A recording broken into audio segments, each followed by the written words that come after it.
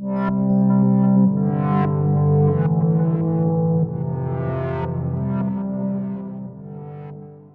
you again for joining us for the second workshop for Autodesk Fusion 360. So for today, we will have Thom Tremblay. He will be taking us through a technical workshop that will take users through a project using Fusion 360's generative design technology. Mr. Tremblay? All right, well, thank you very much. Hopefully some of you have your computers to do some hands-on work, and for those that don't, no worries. You'll be able to just watch and follow along. But you know, generative design is really kind of the next generation of all of these tools that have been around for a long time. When we're starting to talk about using computers to capture our ideas, it's really the next phase. So let's talk a little bit about that. As I've mentioned before, I've been using CAD for a very long time. In fact, I started in 1986, and I did my first 3D CAD in 1988. And there have been a few moments in time where the technology has radically changed the way we approach things. And this generative design, I think, is one of those. Of course, this is available through the education community. If you don't have your Autodesk Fusion 360 license or your Autodesk ID with education entitlement, be sure to go to autodesk.com/education, sign up, get your Autodesk ID. Now, one thing I do recommend, particularly for generative design, is to sign up using your .edu email address or the official email domain of the school. That will help to make sure that you have access to all of the tools. In fact, there are a lot of extended tools, which we'll be, maybe talking a little bit more about in the next session around CAM, that are available to you at no cost that normally would be a premium for commercial users. But with generative design, we're kind of taking this next phase. Fusion already can do a lot of tools for industrial design or conceptual design or developing engineering the actual components, or even engineering fixtures or temporary components, all the way through planning out and analyzing things and being able to generate the G code and how we build it. But generative design is the next phase. So when I started way back in the early days of back when dinosaurs still roamed the earth, we had what we call computer-aided drafting. So AutoCAD made a huge shift in the world of engineering by being able to take what we were doing on the drafting board and put it on a computer. And there were, at the time, I remember it very clearly, there were people who argued that it actually took longer to draw things on the computer than it did on the drafting board. And in many cases, they were absolutely correct. It took a while to develop things in AutoCAD, especially the early days before a lot of the productivity tools were there. But where the companies that I helped get started in CAD found the greatest benefit was editing. As soon as you edited something, it was amazing, the difference. It was transformational. Then the next phase is computer-aided design. And this is where we're able to take and mentally conceive through our experience or what have you, what a geometric solution for an engineering problem needs to be, and then use the computer to model that geometric solution based on our ideas, and also use the computer to validate it, to find out whether or not the geometric solution to a problem that we developed will work. So computer-aided design was another huge transformational moment that really started taking off in the mid-90s. It was available for a few years before then, but that's when it really started to take hold. And that is the wave we're currently riding.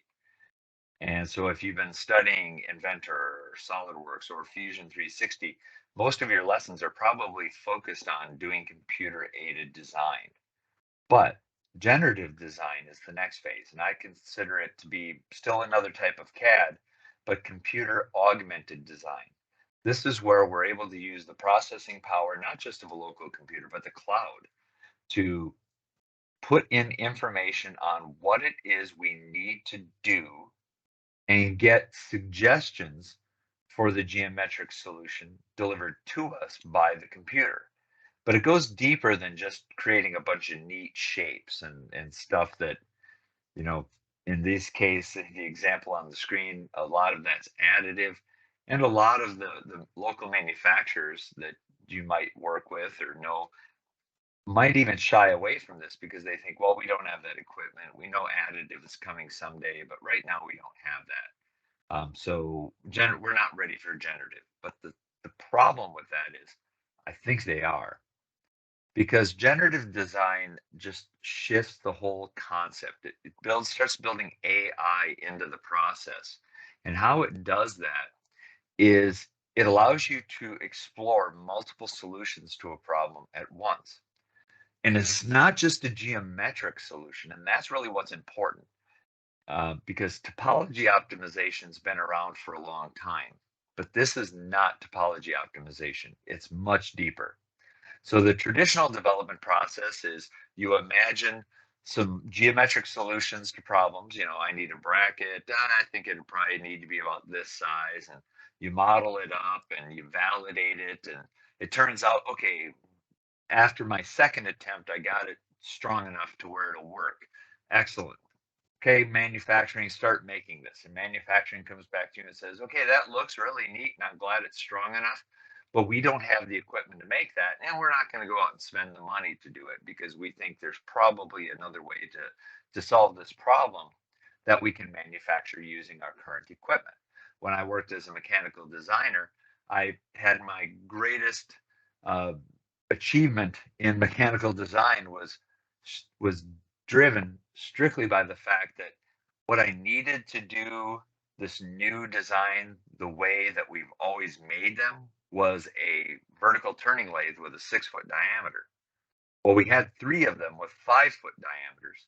So I needed to find a way to get the volumes that I needed and the structure that I needed and still be able to get the critical surfaces machined on a 5-foot diameter lathe.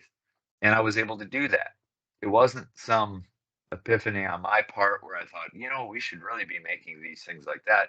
It's just I didn't want to have to ask management to go out and spend that much money. And that's the sort of thing that happens all the time. So there's this exchange between manufacturing and validation and the conceptual part of it. And eventually you come up with a solution. Eventually you come up with a part that will work and it's great. But what generative design does is it allows you to include information on what are the loads, what are the materials that we generally use or that we think we want to apply, what are the manufacturing processes available to us, and what's going to be the individual unit cost based on the number of units and the process that we have to do it, to create this. When you put all that information in for generative design, you're given a series of options that you can choose from, but that option starts out already being producible from materials that you prefer, and you know how much it should cost to produce. This is extremely radical thing. And you're coming into this engineering world, this engineering space, just as these concepts are starting to take off. So it's a very, very different approach. I mentioned that it includes manufacturing methods. Well, there are more coming, but right now it already includes additive, of course, but it also includes die casting, including the ability to select how many axes you want the die to be able to extrude, pulled from, 3.5 and 5-axis milling, 2.5-axis milling, and 2-axis cutting. So there's a lot of common manufacturing processes available to you. And this is what, as I mentioned, where existing companies that might have heard of generative design, but all they see are the kind of spider webby looking things for additive presented to them, are missing out on the fact that they could be using inexpensive manufacturing processes to create better products. Here's a great example. This was shown briefly before, but the original human design, of course, this happens to be a triple clamp for a motorcycle. In this case, it's a racing application. So you want your safety factor to be fairly minimum, much lower than you probably would for a consumer motorcycle for the risk elements. So what they're trying to do is get the triple clamp down to a safety factor of 2, make it inexpensively using processes that can have. The human design came up with a safety factor of 2.7, weighed 3 kilograms, and cost $160. If you look at the additive one, which is always the first thing people think of, yes, the safety factor came in at exactly 2, and yes, there was 26% weight savings, but it was a $418 per unit cost. And the 3-axis version was very good, but the 2.5-axis solution that was suggested by Generative Design came in 23% lighter, with a safety factor barely above the target at 2.2, with a cost of $130. So it was less expensive with better performance than the human design. And it's something that can effectively be made with any of the equipment the manufacturer has in stock.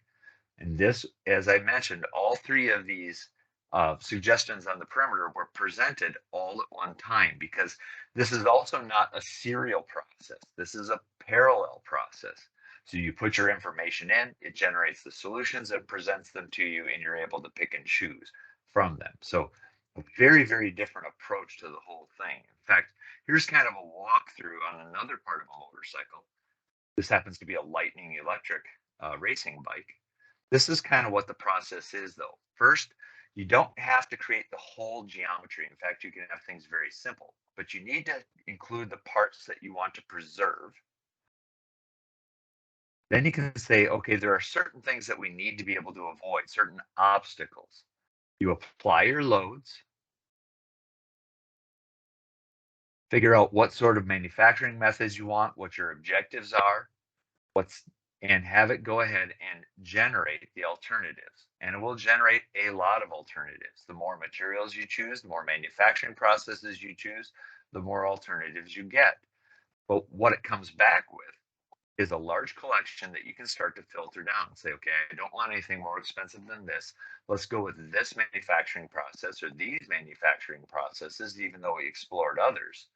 And you're able to find the solution that works best for you. So here we've got our solution. Its strength is good, its stiffness is good, safety factor is at a minimum, and the manufacture time is lower. So here we can see what the additive manufacturing process is, but this is the hybrid manufacturing process. So we'll also use high-speed machining to finish this additive component. So all of the tools that you need to do this whole process are already available to you in Fusion 360. So this isn't something you'll be able to do someday. This is something you'll be able to do today. In fact, that's kind of my goal. And if you want to see what this thing looks like in the real world, this is a Lightning motorcycle with that exact swing arm applied to it. In fact, I've seen this motorcycle or prototype of it after this, and there are a number of other components that have already been converted to uh, generative design solutions as well. So really optimizing things. And that's why certain industries, such as aerospace, are really adopting this very quickly. Other industries are starting to realize, like I mentioned a couple times already, that it is more than just additive, though. So you're going to start to see this really take off. And this is why I think it's something that it would be a great investment of your time as people preparing for careers in the engineering space and the manufacturing space to get familiar with this technology. So that's what we're going to be doing tonight. So what we're going to be doing is starting to look at creating a solution to the problem. Here's a few examples. Hyundai wanted to do something rather extreme. They wanted to be able to shave off as much weight as possible and create the ultimate mobility vehicle with a car that could drive down the road and go up steps if it needed to. But it doesn't have to be that extreme. It can also be something that's fairly simplistic. And it also doesn't have to be one component. Here's an example where GM was able to take 8 components and cycle them down to one additive component. And you might think, well, the additive component's got to be a lot more expensive than those 8 sheet metal components. Sheet metal's pretty cheap. I'm sure they can stamp those out by the thousands. And they can stamp those out by the thousands. The problem is they'll have tens of thousands of those on a shelf when they realize, due to some liability consideration, or they detect that a performance issue isn't quite there, and they have to modify one of those components. Well, modifying one component might lead to having to modify a second component. Suddenly, you've got tens of thousands of outdated parts that you have to get rid of, that you can't use. And depending on the material, they might not be recyclable. They might just be garbage, expensive garbage. Where with additive, you can slipstream modifications and new improvements to the design in the process and keep minimal inventory, which inventory is a major consideration for a lot of manufacturers. And you can also use it to just make the same old thing just a bit better. In this case, Honda wanted to redesign the crankshaft. They're able to take half of the weight out of the crankshaft by using additive manufacturing in this case, but by using generative design to define what that geometry would need to be able to take advantage of additive manufacturing. Of course, this also would be a hybrid situation where they would be doing other processes after additive, but 50% weight reduction is pretty significant, especially if you start to carry that out to other components. A thing I need to note too is that for commercial users, doing a study, a generative study, costs them 33 cloud credits. In North America, you could consider that to normally be 33 US dollars. Sometimes there's a discount. Now, once you've explored your results and maybe generated another set of results and found the one that you want to continue forward, then it's 100 cloud credits to convert it to a model that you can use for either visualization or actively edit in Fusion 360 as CAD data. Now for students though, it's free, but this is also why I mentioned the .edu email address or using an email address that is for the domain of the school. If you're using a .gmail or a .outlook or what have you, a generic kind of consumer level email address, you won't be able to access generative design, even though you've already been approved for education entitlement in other areas. And what you can do is create, you can convert your Autodesk ID to the email address that's associated with the school. So you don't have to lose all your data or anything like that. You can just go to manage.autodesk.com, log in, and modify what email address you're using. All right, so let's take a look at what we're going to be trying to do today. We're going to be creating a shelf bracket. And I know this doesn't probably seem very complex or very exciting, but it's actually a great example of how you can take anything and apply generative thinking to it. Allow the AI to help you create something new that's better and certainly different than what you might just be able to imagine. So we also need to talk about what's different about the generative process.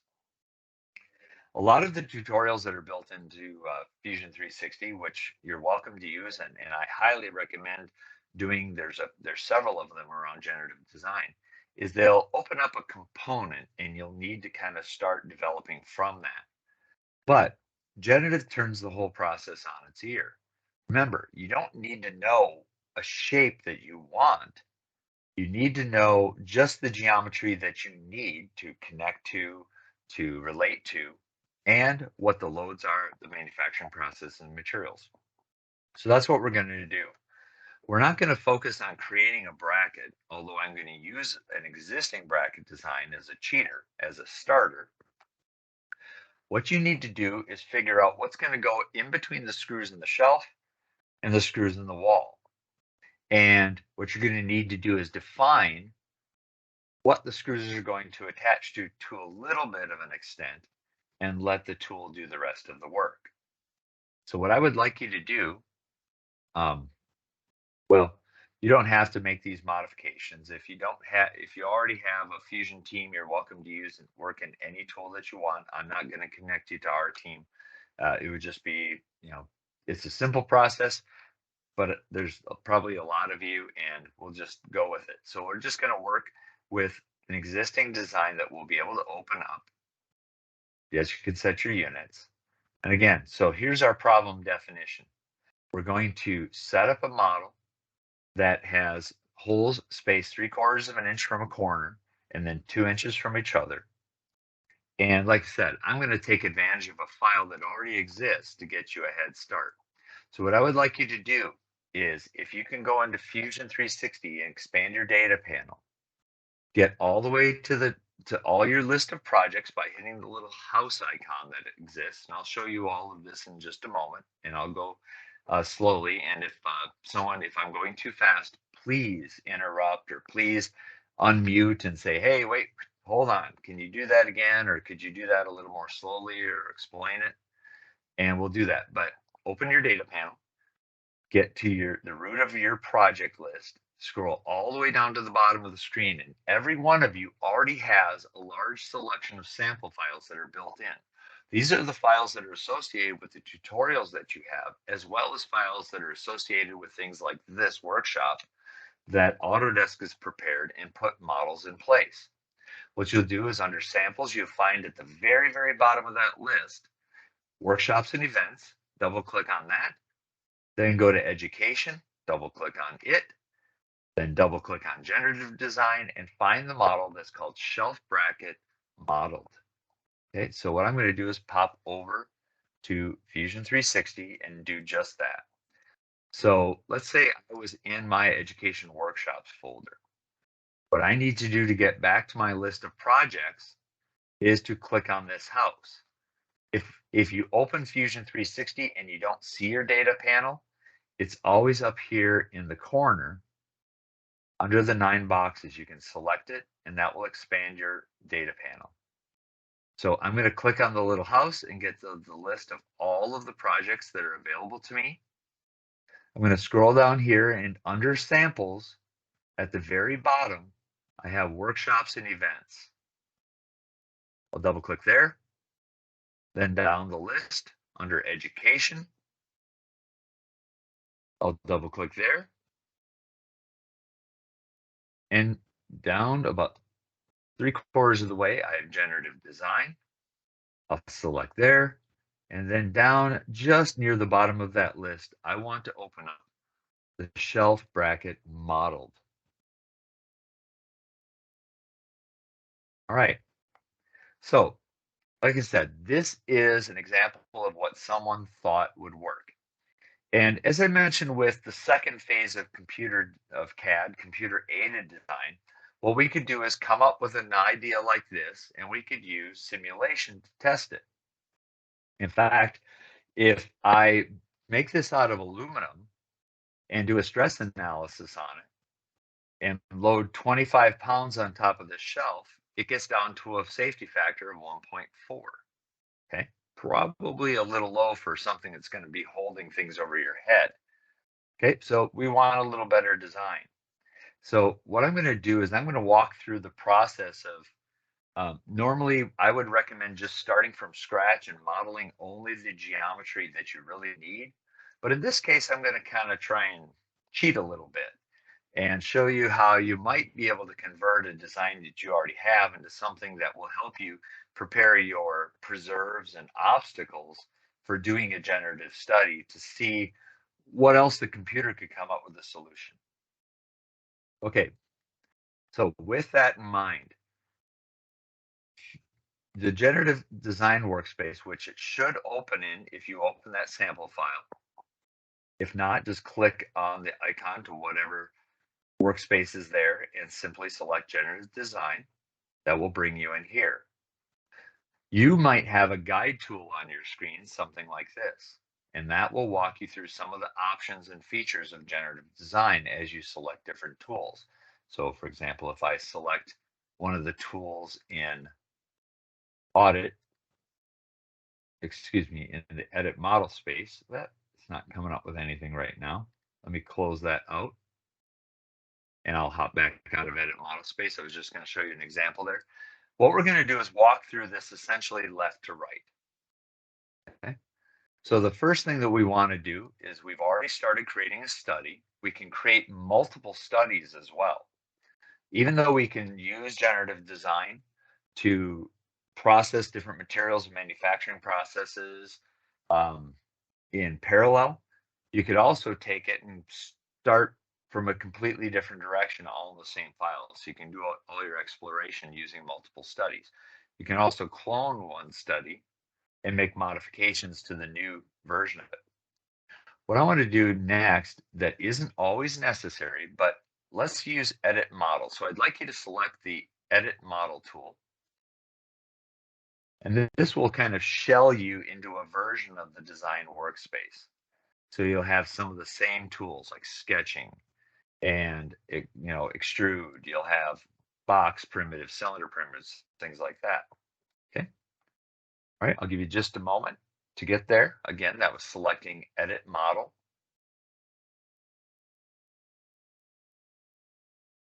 And the reason I'm going to do this is we already have these holes in the correct location.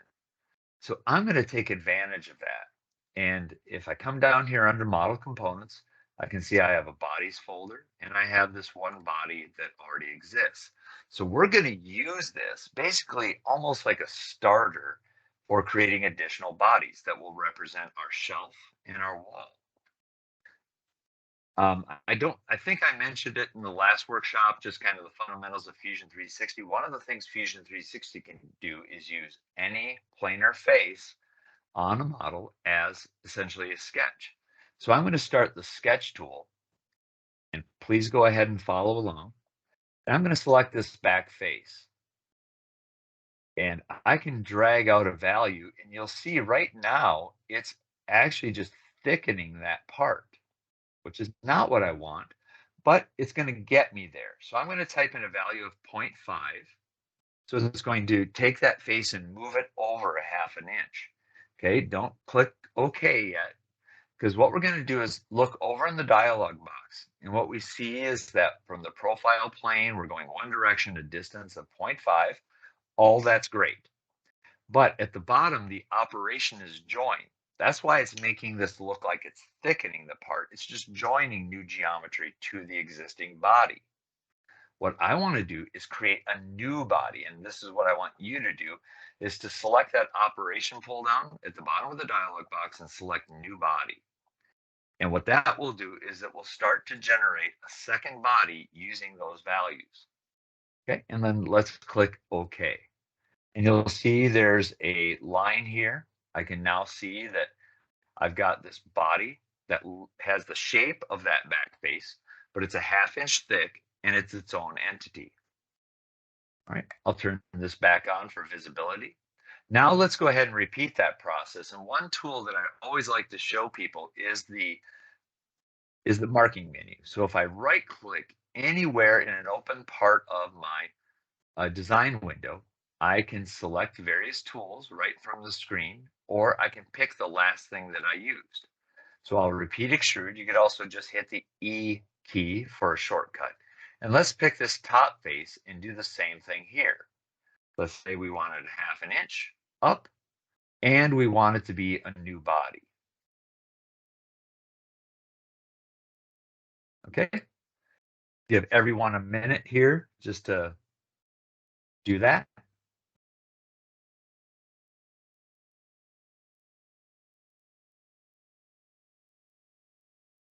All right, and again, the reason we're doing this is we're replicating what might be the drywall between the stud and where our generative bracket will be, and to replicate at least a portion of the shelf.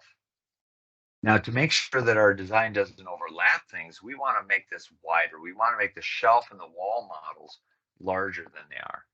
So what I'd like you to do is, if you haven't already, expand the model components folder in the browser and expand the bodies folder in the browser. And let's turn off the visibility of body 1. So the original bracket that was modeled, we're going to just turn that off for now. Right?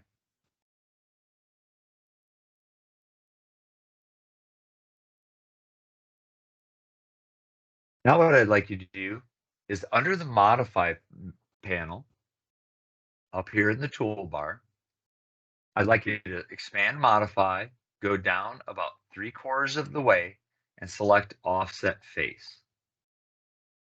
And what I would like you to do is pick the sides of those two bodies on each side. So you're going to select 4 faces in total. Again, There are the sides, right? And then simply put in a distance value. Let's just make it a 1/2 inch again. So we're going to add an inch to each one of these bodies overall by taking each face and offsetting it a 1/2 inch. And once you have that, just go ahead and click OK.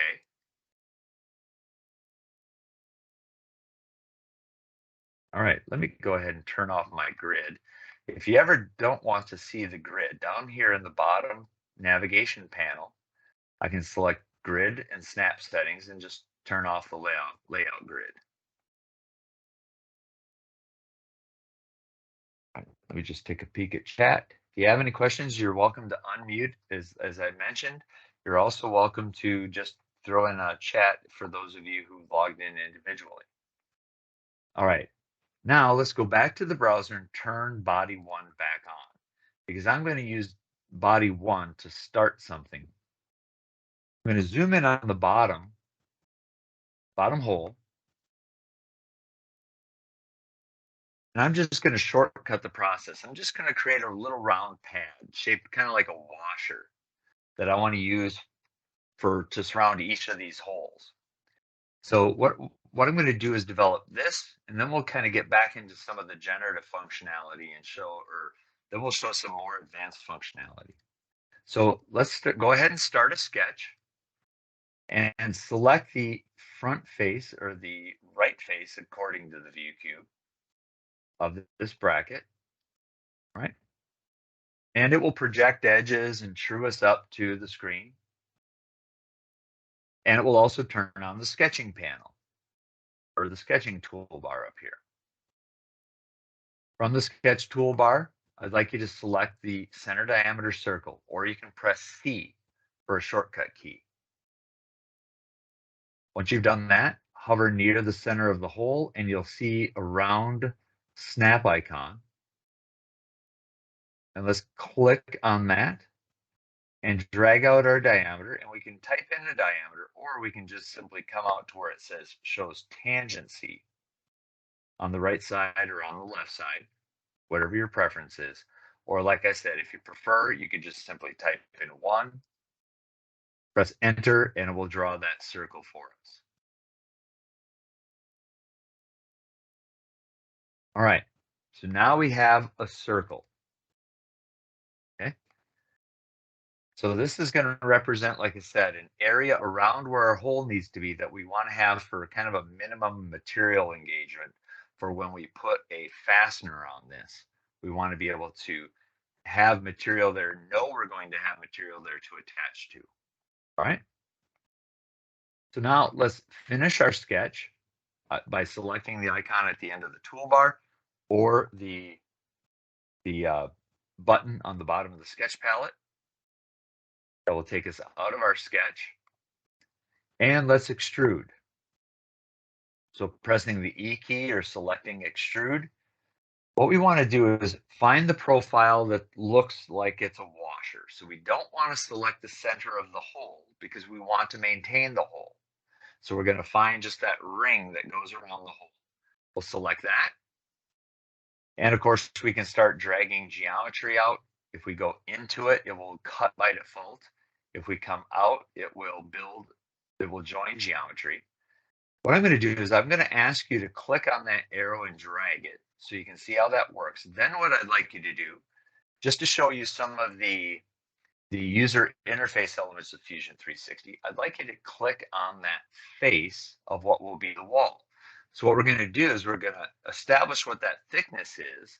Rather than typing in a number, we're just going to say, take that profile and extrude it to that face, which is the surface of our wall. Now it's previewing in red, which means it's going to be cutting. So it'll essentially just be cutting a hole out of the old bracket that we started with. And we don't want that. In this case, let's go ahead and tell it that what we want is a new body. And simply click OK. Now that's coincident with the thickness of our little shelf, or the original bracket, which was body 1. So let's go ahead and just turn body 1 off, and we'll see what we're left with. All right, so now we've got our new body. And now what I want to do is model up how a fastener would look, not just the screw that would go through the bracket into the wall, but an approximation of what the head of that screw would look like. And just as importantly, make sure I have some room for a wrench or a screwdriver or something to get to that screw to be able to put it in and attach the bracket to the wall. Now, we could go ahead and use sketches, we could use extrudes, we could use cylinder primitives, since this is a screw and there's going to be more or less cylindrical shapes to it. But there's also a specialty object. Now, I mentioned before that we're going to be creating preserves and obstacles, the things that we want to include in the design and the things that we want to avoid in the design. Well, in this case, fasteners are something that we're going, or connectors, pardon me, are going to be something we want to create as an obstacle. So this is just kind of a shortcut. So what I'd like you to do is select a connector obstacle from the pull down, or because it's going to be such an important thing, it's just part of the panel. And some of these picks will be a little strange. So what we want to do is pick the circular edge of this hole that's kind of at the maximum where this screw would start going into the wall. So we'll select this small edge of the hole, and it's going to show a length. And if I orbit around, I can type in a value, or I can say, hey, have it go that far, or I can pick on this back face and flush it up to that, which that actually works really well. So 0.625. Now don't click OK yet, because remember, we're just kind of modeling up what the shaft of the screw will be. All right, so we've got that. Now let's take a look at the dialog for a second. It's showing what our shaft diameter is. It's showing what our shaft length is. So apparently the thickness of our little preserve is 1/8 of an inch, because we made the rest of the wall 1/2 inch, and it's showing 5/8. So now let's click on the bolt head checkbox. That immediately starts to develop another cylindrical primitive with a height and a diameter. What I want to do is end up with, I'm going to approximate the head of this bolt to be 0.3 in diameter and 0.2 high. If you prefer to just drag it, go ahead.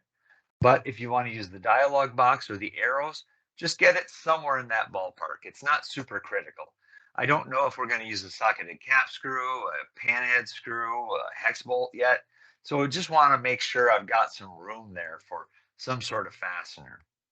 All right. Now, I also mentioned that we might want to that we need to make sure that we can get a tool on that thing. And I don't necessarily want to restrict myself from having to come in from the side. So I actually just want to be able to come directly normal to it.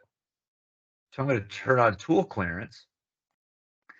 And I want this to be a 1/2 inch diameter in case I have to use a small deep well socket or something like that. So I want that to be 0.5 inches.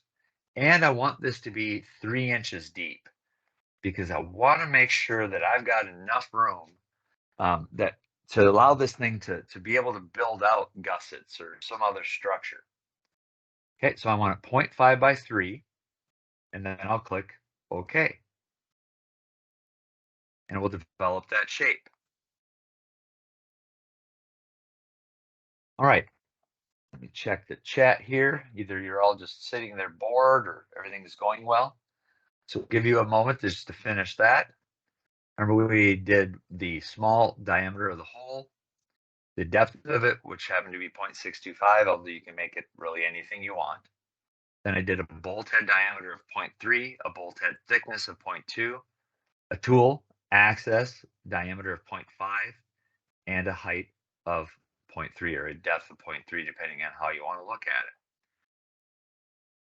So I've got everything I need, but I don't have enough of them. So I've got my preserve body, and I have what will be an object body, but I also need them up 2 inches, and I need the two that are vertical. So this is where we're just going to take advantage of some simple direct modeling inside of Fusion 360. In the browser, I'm going to select body 4, hold shift and select body 5. Then if you're on Windows, simply press Control C or Command C to copy that to clipboard. All right. And then Control V or Command V to paste them back into the model. Now, what will happen is you'll see body 6 and body 7 created, but they're right where the other ones are. But as with a lot of tools in Fusion 360, we have this triad. So let's just go ahead and shift this up. And I want to make sure that goes up 0.2, or excuse me, not 0.2, pardon me, 2. And I'll press OK.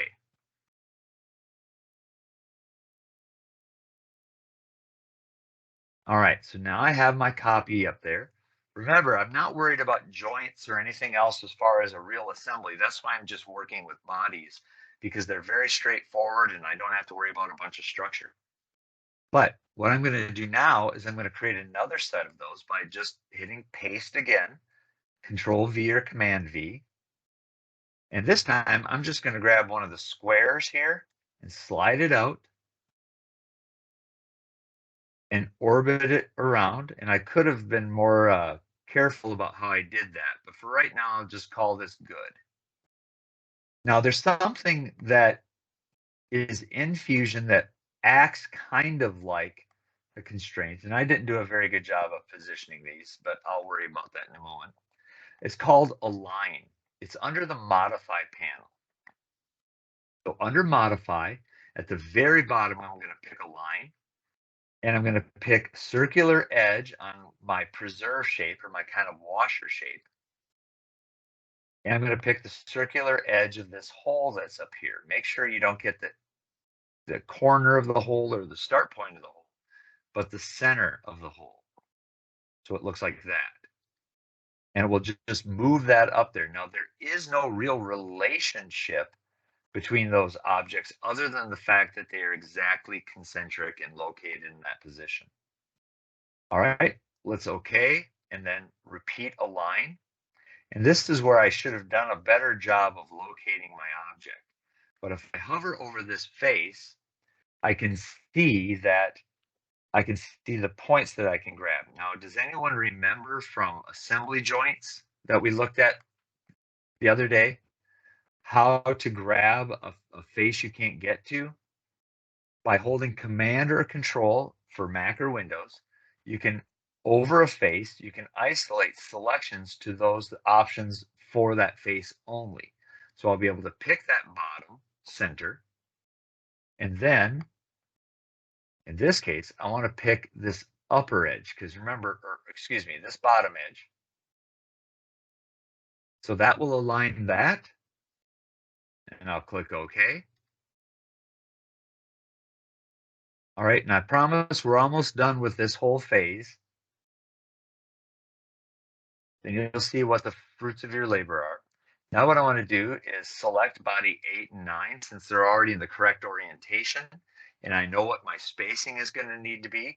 So I'm just going to, rather than repeating a line and using the objects that I pasted before, I'm going to grab these new ones, copy those to clipboard using Control C or Command C, and then paste them using Control V or Command V, and simply move these over 2 inches.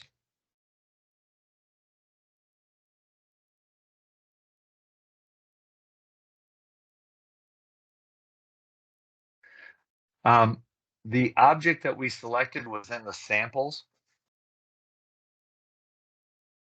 but you might just want to watch.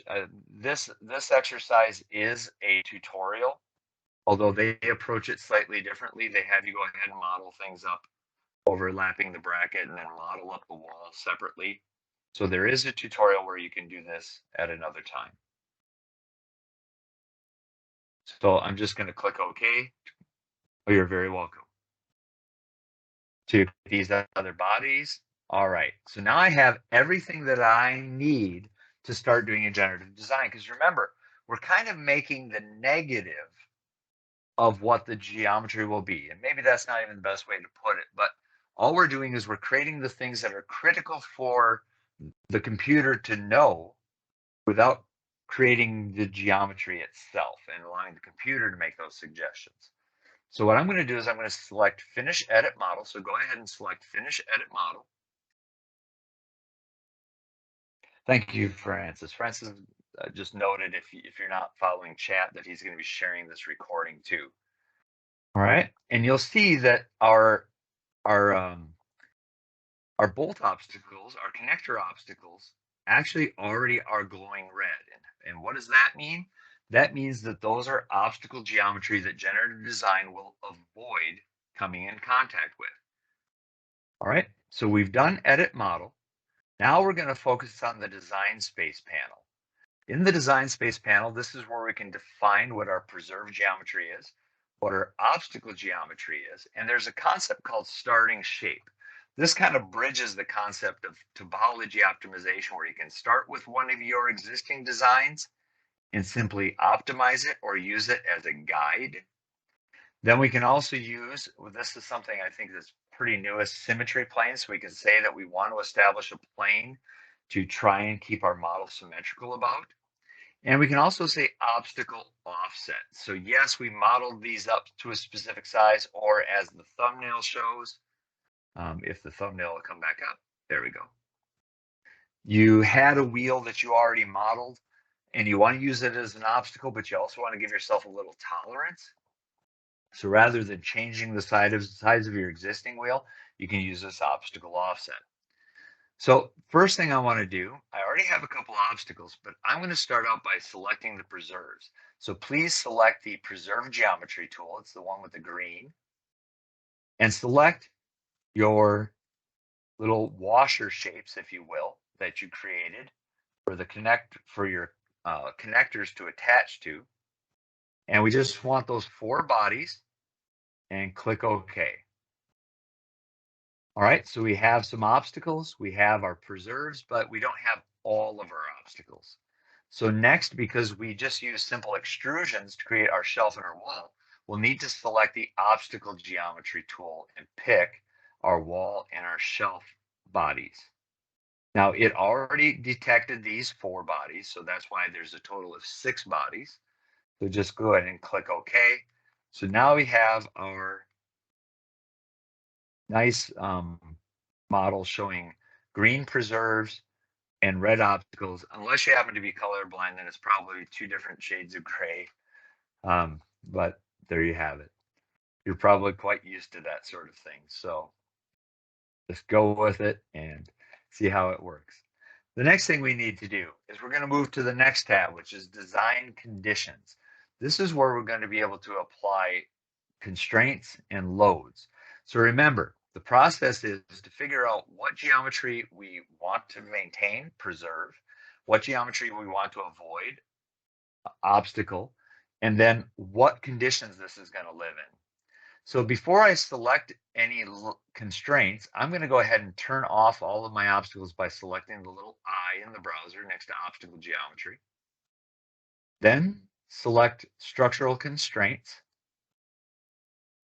I'm going to zoom in here and select the insides, the holes on each of these bodies. Pardon me, only on the bodies that are on the wall. Okay, so this is going to represent our bracket being bolted to the wall. And in this case, we want to remove all flexibility from every axis. So these things are going to be locked down, fixed in place. We'll click OK. And a little padlock symbol will appear there. The next thing we need to do is apply loads. Okay, so let's apply a structural load. There are different types of loads we can apply. We can apply bearing loads, moments, pressures, remote forces, remote moments. But in this case, we're just going to go with a simple force. And I'd like you to select the top face of each one of these objects, of each one of these preserves. That's going to be the bottom of the shelf. So this is going to be the shelf putting a load on this bracket. And let's set a value of 25 pounds. Okay, and click OK. All right, so now we're basically at the same state that I was when I analyzed that original bracket, 25 pounds. And that might work, but let's see what else we can do. What happens if the shelf gets hit from the side or at an angle? What happens then? You know, what else can we do? So let's go ahead and apply another structural load. In this case, we'll pick on the top face again.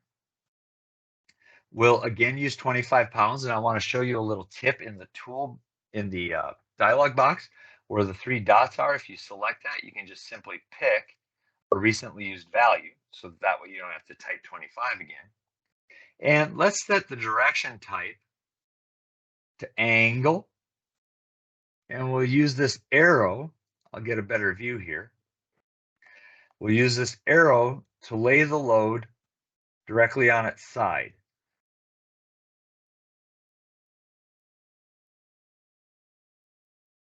So that as if someone hit the side of the shelf with 25 pounds of force.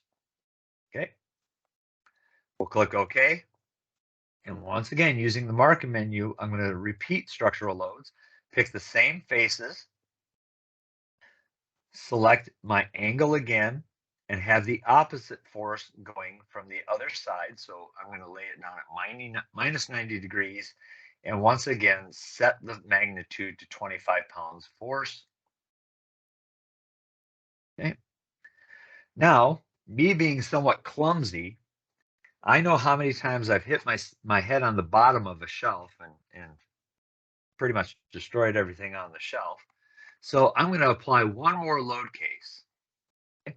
So unlike a regular finite element analysis, here it's able to consider these different load cases simultaneously. In this case, just go ahead and pick the bottoms of our preserves and set that value to 25 again. It can just be normal to it. We'll click OK. So now we have our 4 load cases. I can expand those in the browser and see what they look like. And you can always just edit them from here if you choose to change the angle or load at another time. All right, so we're looking good. Let's see the next tab. We'll accelerate here a little bit. Under design criteria, we have our objectives in manufacturing. Let's take a look at our objectives first. So under our objectives, we could be trying to minimize the mass, which is what we're going to be doing, or we could be trying to maximize stiffness for certain applications. We can set a safety factor. In this case, I maybe should go higher than 2, but because this could be a consumer product and clumsy people like me are on their shelves, but let's just leave it 2 for now. We could also set a range for modal frequency or target for modal frequency, a target of displacement in various axes, or set a buckling safety factor. For this exercise, I'm just going to leave it a simple safety factor of 2 and say that's my target. Maximize stiffness with a safety factor of 2. Or excuse me, minimize mass with a safety factor of 2. Pardon me. Next thing we can do is let's select what our manufacturing processes will be available. For our cost estimating, let's go ahead and say that we're going to need 2,000 of these. Now, there's an unrestricted mode, which will just kind of give you inspirational geometry. It's not going to be based on necessarily the manufacturing process. It's not going to be based on anything but creating a shape that can connect those things. There's something in the design workspace called automated modeling, which does basically the same thing. It creates a shape, but it's really not restricted by the rules. So I kind of like to shut that off. You can leave it on if you like. Then let's allow it to be additive manufacturing, maybe in -Z, positive X, and positive Y. Or excuse me, positive X and negative X. Let's leave Y out of this for a moment. There's a 3-axis machining, which right now is set up to allow for -Z approach. Let's actually go ahead and click that on all 3 because we might allow it to do multiple setups this way using 3-axis processes, but we might machine it a little bit from this direction, a little bit from that direction, and a little bit from that direction. Okay. Now we can also add a new configuration where we could choose 2.5 or 5-axis. Okay. I'm going to actually leave this off for speed's sake. You can go ahead and apply it if you'd like. And since I've already got it here, I'll just click the little remove configuration X that will take that out. Down here below, I don't think there's any reasonable way we could use 2-axis cutting to get a good model out of this, so I'll ignore that. But I do want to leave die casting in. And looking at the axes, I'll allow die casting from X and Z. You can set your draft angle, you can set your minimum thickness values, you can set a maximum thickness value so it can't get too thick and end up with a lot of sink on your die or your model. And with that done, I'm just going to click OK. So now I've said what I'm trying to achieve, how I think I can achieve it, and then the last thing I need, you'll see my pre-check is red, so it's not ready to go, is I need to select materials. So I'm just going to go ahead and select on the materials icon. Okay, right now there aren't materials in here. I'm going to say for additive process,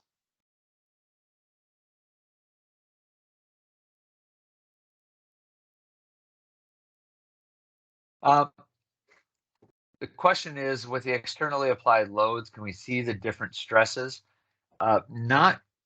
That's all taken into consideration kind of in the cloud process. But what you can do is if you find a model that Generative Design says works, you can convert that to a CAD model, bring it into Fusion 360, do any geometry cleanup you want or simplification, and you can always, of course, then do a finite element analysis or whatever type of analysis on that component. So you might use FEA type loads to define the component, but the component might be in a somewhat dynamic condition, so you could still use event simulation on the component to validate it farther and make other modifications.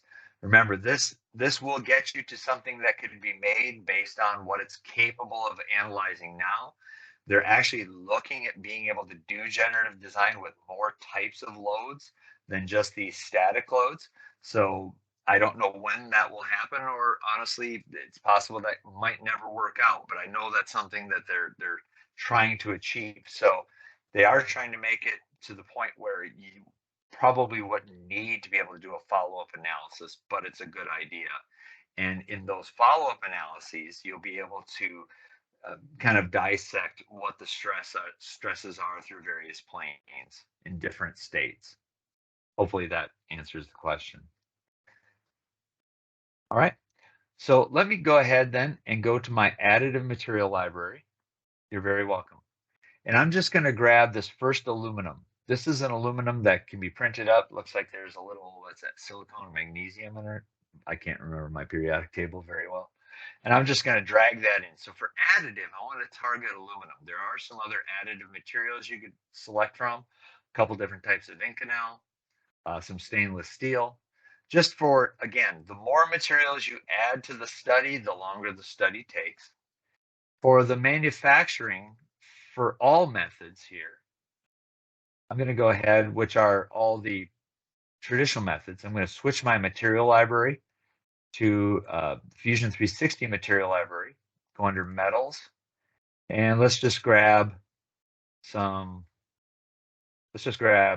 going to grab one grade of aluminum, just a 6061, drop that in here, and then, I don't know, maybe just because it might look cool, let's grab brass and drag it up there.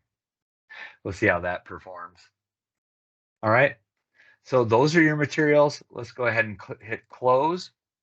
Now you'll see that the pre-check is still not quite happy. If I go ahead and select on that, it's warning that in my process, I didn't change what the standard head diameter was. So it's warning about that. So I could potentially be creating a situation where it says it could use 3-axis milling, but because I might have misapplied the head diameter. I might be creating a situation where a collision could happen. So it's trying to get you to think about what machine would you be cutting this on and putting the proper head diameter on so that you're absolutely certain. But for our purposes, I'm going to keep going. The other thing it does is it warns that brass is not supported by cost estimation. That's okay. We'll just go with it and see what we have. So I'm going to close that. And then what I can do is do a previewer. We'll see if the previewer works. Go ahead and select on that if you will. And sometimes it can take a minute to get it going. And here's how the cloud-based simulations for traditional analysis in traditional simulation of Fusion 360 and generative work.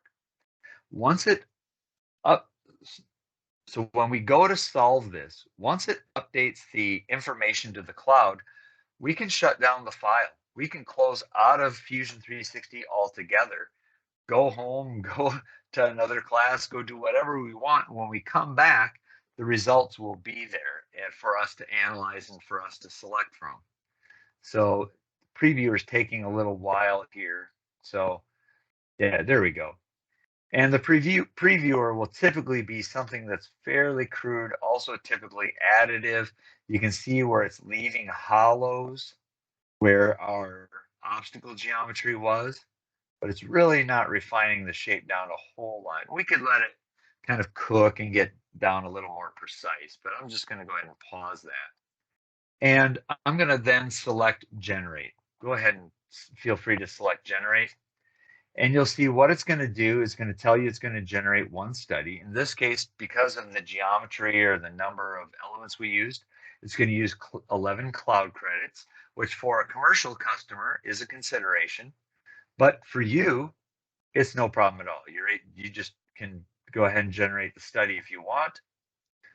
I'm actually going to close this for now and not launch the study, because what I'm going to do instead is go back to my panel, or my data panel, and I'm going to open the shelf bracket generative design outcomes file. So it's kind of like a cooking show where we just walk through what the process of creating the recipe was, and setting up all of the ingredients and putting everything together, and then magically we're going to pull a finished one out of the oven. So this model right now, all we're seeing is our preserves.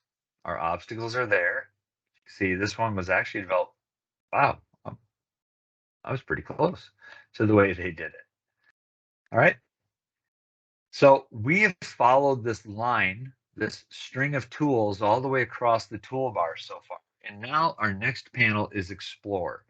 So if you still have the data panel open, you can go in through the samples, workshops, and events, education, generative design. Here's your flow. And go ahead and open up the shelf bracket generative design outcomes file. And then click on Explore Generative Results.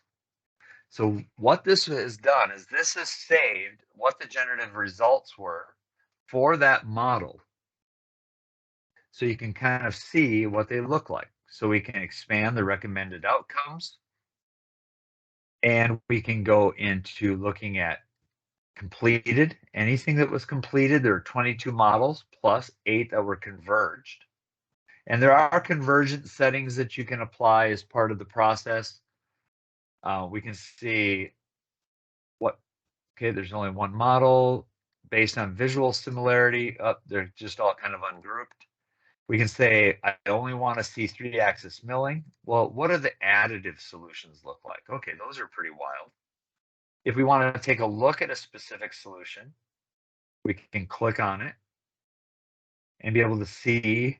Now this gives a neat solution, and it's actually a bit artistic, but once we move this model over to Fusion 360, we might come in here and clean some of this up. And there are some great tools in the freeform modeling space that would allow you to pick some of the faces of that nub.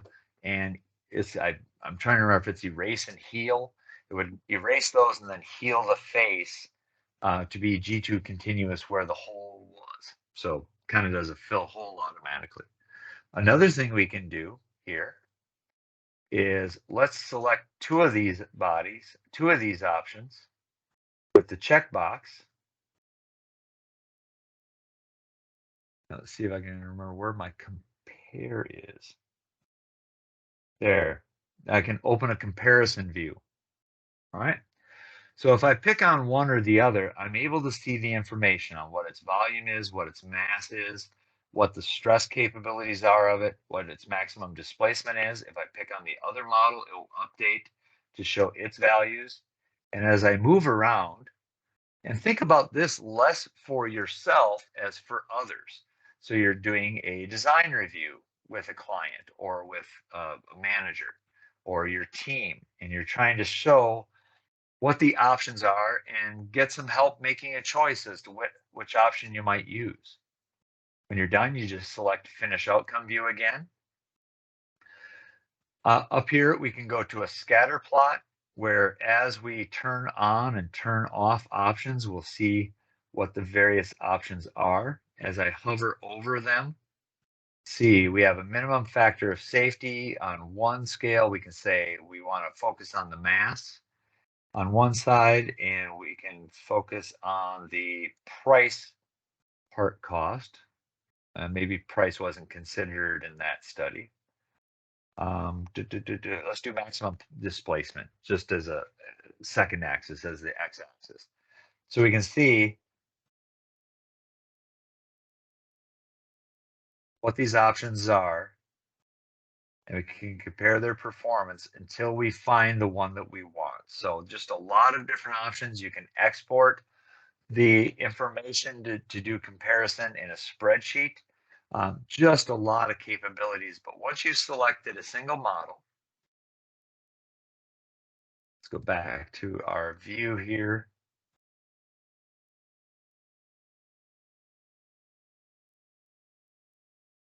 Reset all of that.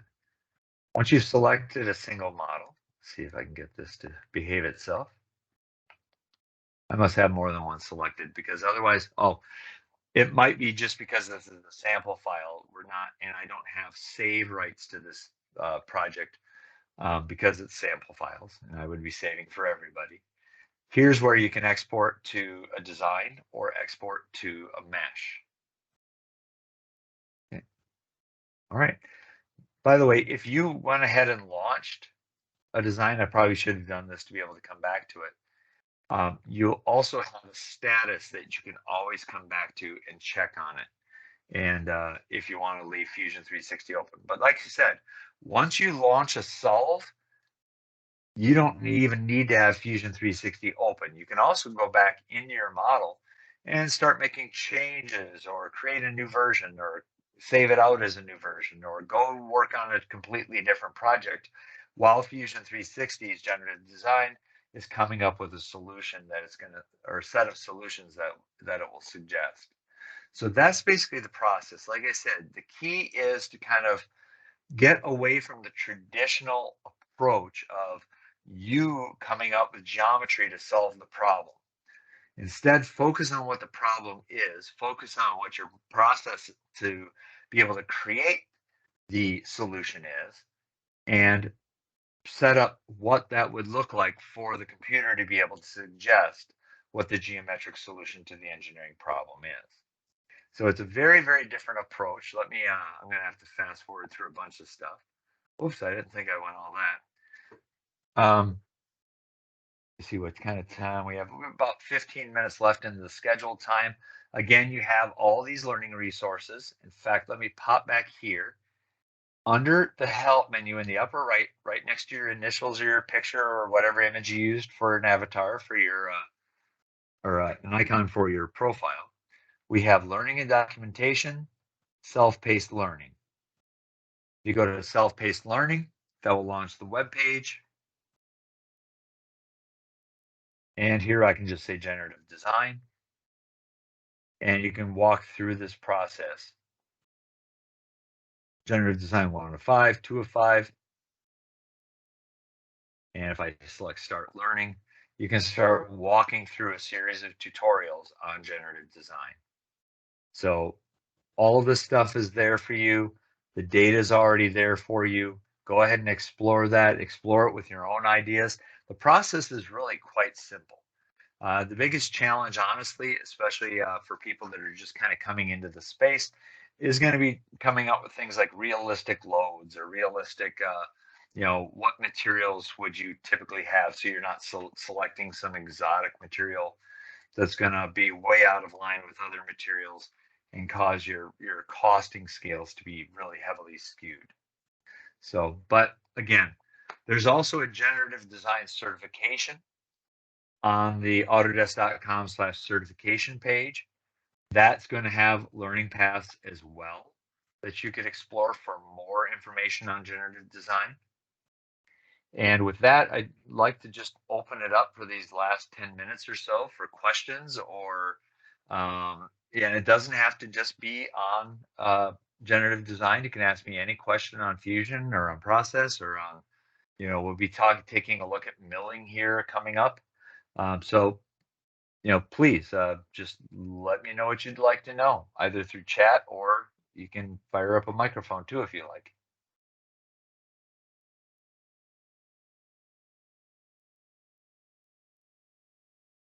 I'm going to leave that on and put it on there if you have questions that you think of after the fact. See, we have one person typing.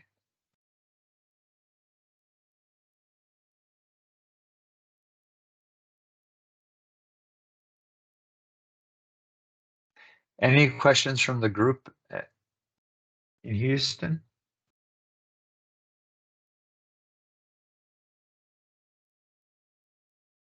No, sir. Doing good. Okay, we have a couple people. Okay, what do you believe is the future of AI in manufacturing or design? Generative design is really the first phase of really powerful. I see generative design algorithms are already being used outside of product design too. So for example, Autodesk in Revit and Civil 3D are already using the same AI to do things like, for Revit, optimize building spaces, optimize floor layouts for people to ingress and egress in workspaces. Being able to, for civil engineering, they're doing the same thing for neighborhoods. I can see the same thing going into industrial engineering, where you're trying to, there's already great tools for being able to automate the design of, or automate the process of laying out a factory floor, but they're not using AI yet. But I think that's the next great step where you can say, hey, I've got this thing. I need to do these processes to it to produce it. It weighs this much. This is the machinery that I have. This is where they are. Could we maybe move a couple of pieces of equipment or install some conveyors or pick place robot or a cobot or something in place? To what kind of efficiency could we add to the process of creating this component? So kind of in the bigger picture, this is just scratching the surface. I don't imagine, I won't say that I have enough creativity or imagination to predict where this stuff will be in just a few years. But I think generative design, what they're already doing beyond creating physical components, is already showing tremendous signs of potential. Well, thank you very much, Herman. Thank you. You're very welcome. Yeah, the future is, I tell you, it's, I used to go on campus a lot and do workshops when I was with Autodesk. And basically, Gabby, who is on the field team that set this up for Autodesk, I was in that role a number of years ago. And one of the things that was at the same time exciting and rewarding for me, but was also a little bit frustrating, was I would have students like you set up a finite element analysis study that took 40 seconds to find a solution on a Microsoft Surface or a Chromebook even. It's just incredible. When I remember when I was had a real job and was in engineering, it would take 23 hours for a two-dimensional analysis to fail because it overloaded a $60,000 in 1995 machine. And that really honestly wasn't that long ago. And even 10, 12 years ago, I probably wouldn't have ever gone into a student workshop and asked them to do an analysis because it just would have taken the whole class. But now everything is so quick. everything is so powerful. You know, the integration level in Fusion 360, not just with parts and assemblies and drawings, the usual stuff, but manufacturing, generative design, electronic design, being able to do, you know, design a circuit and route the traces on the circuit board and have it show up in the model. Just being in this tool is just absolutely remarkable. And you know, regardless of what tools you use in industry or in any, you know, career paths that you follow, it's all so much better than it was just a handful of years ago. And it just keeps getting better and better and better. It's going to be fantastic. I think I mentioned last time we got together that you are in a really outstanding time and place to be getting into this area. Um, and you know, take advantage of your opportunity right now where you have free access, not just Fusion 360. I think Fusion 360 is a phenomenal product, but even just from Autodesk Inventor is an outstanding product. I had a client meeting this morning with someone who's been using Fusion 360, and they've been very effective to the point where their company is expanding into different product lines. Fusion 360 helped them launch, but now they're getting into some areas where honestly Inventor has some tools that are better for what they're trying to do. So now they're able to just move laterally, leave Fusion 360 doing what they started using it with, and branch over to Inventor to do things. In this case, it happens to be a matter of scale. They're dealing with designs that are tens and potentially hundreds of thousands of components. And Fusion's very effective with a few thousand components using distributed design, but they're starting to have issues with the speed and such because they're asking more than Fusion was really built to handle. Inventor, I've opened up million part assemblies. Inventor, the sky's the limits. So explore those tools. Explore the factory design tools that are up on the education community. Explore different domains while you've got it for free. It's fully powered software. If you've got a student version of SolidWorks or Solid Edge or Creo, really try to dig in and understand how that tool wants to be used and why it's different than the way Fusion wants to be used or Inventor wants to be used.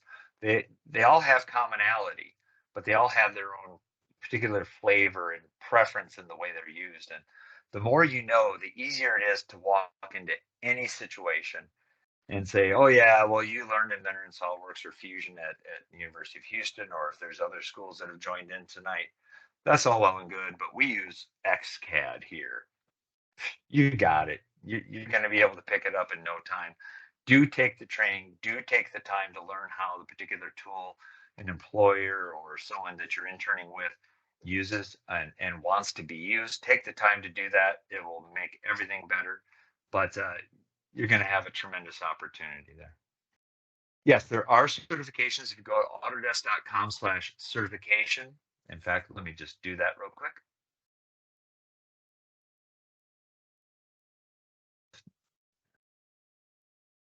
So remember how to type.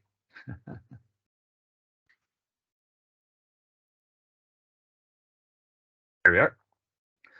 So there are a lot of different certifications. So if we just focus on Explore certifications, and let's just, since the question was specifically on Fusion 360, yes, there is modal analysis.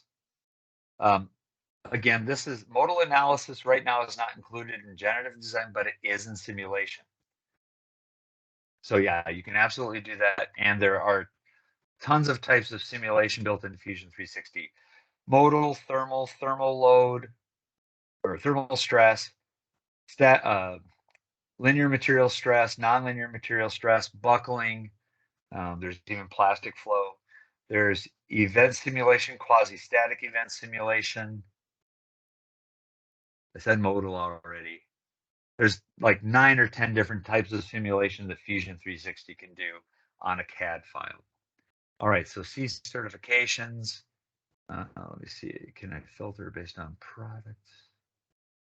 So there's a few different certifications. So for example, certified associate in CAD for mechanical design or in design for manufacturing. Those are somewhat software agnostic. Those will be, I think they might be based on, yeah, this one's based on Fusion, this one's based on Inventor. But knowing those CAD tools isn't enough.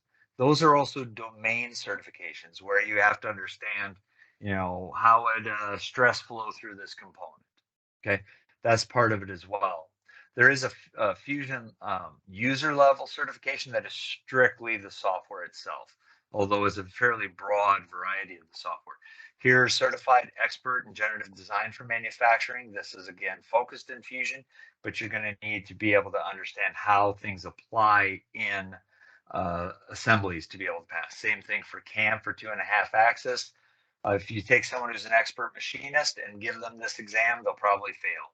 If you take someone who's an expert Fusion user and give them this exam, but they don't have any real world experience or they've never had much experience to actual machining, they'll have a difficult time. But if they have some exposure to doing some machining and exposure to the software, they're in a great spot. And there's guides and suggestions to how much time you should be spending in the products. You can go into the certification detail. You can also back up here and get into there's learning paths for these too. Actually, let me go ahead and do that. So certification details for 2.5 axis milling, since we'll be focused on the 3-axis milling next session. Okay, this is where you can get the current objectives, and then here is the course to help you start preparing. So a great way to start really getting into this whole process. And it's far more, it's a great way to learn because it's more purposeful than just learning picks and clicks of software. Though those tutorials are great for picking up tool skills. So check those out. Yeah, and I think that was okay. I think we've got just a couple more minutes for another question if you have any. Otherwise, if you need to hop off, I do appreciate the opportunity, and hopefully you'll join us for a little preview of some milling and some manufacturing processes. Maybe if we have time, we'll be able to jump into a little additive, although I think we did that. Yeah, we did cover that lightly last time, but we'll walk through the process of setting up a milling operation, machining operation, and taking that all the way to post. And you'll be able to see what that looks like. But thank you very much for your time. And one question, please. Look forward to next time. Yes, sir.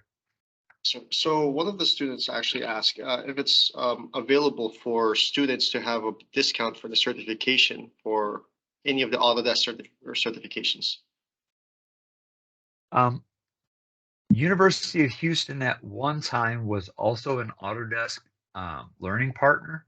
I don't know for certain if they still are. The thing to do would be to inquire with the university to see if they are a Certiport certification center, and you might know already that they are. What can happen is the school can be a certification center for Pearson Certiport, and if that's the case, there is a discount because the school gets student certifications at a lower price than if you were to just call up a Pearson's Certiport center, or at least that's the way it used to be. So I would start probably first with seeing if the university is a certification center, and then seeing if they have a better price. Thank you very much, sir. Again, thank you everyone for joining us in person and virtually. Please look forward to our next third workshop, which is the final workshop for the Autodesk Fusion 360, where we will be learning about Fusion 360 CAM. And it's more of a hands-on workshop as well that will guide you through the powerful manufacturing and engineering tools available in Fusion 360. Awesome. Thank you again, Thom. All right. You're very welcome. Everyone have a great night. Be safe going home.